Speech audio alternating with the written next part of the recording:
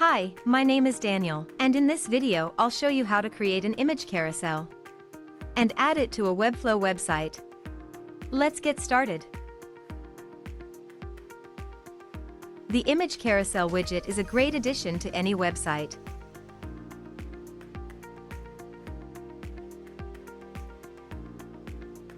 To start, enter Common Ninja website. Choose your widget from our large collection of widgets. And once you've entered the widget page, click on the Create button to enter the editor. Here, in the editor, you can edit the content. Select a layout. Customize the look and feel. And change the settings.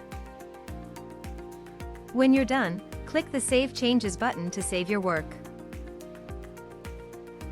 If you don't have an account on Common Ninja yet, you'll have to register first. When you're ready to add the widget to your website, go back to the dashboard. Now, on the dashboard, you'll see the widget you've created. Click on the Add to Website button. In the window that opens, copy the code.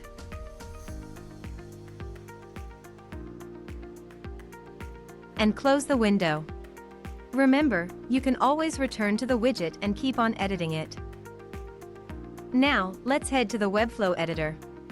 Please note, the widget's content will not show on Webflow's editor, but will only appear on the published website. In the Webflow editor, on the left menu at the top, click on Add New Item. Then, find and select the embed item. Please note, you can only use this item if you have a Webflow Premium account. Drag and place the embed item wherever you wish your widget to show on the page. Now, in the HTML embed code window that opens, simply paste the widget code you've copied before. Click the Save and Close button. And that's it. Now, the image carousel will show on your website.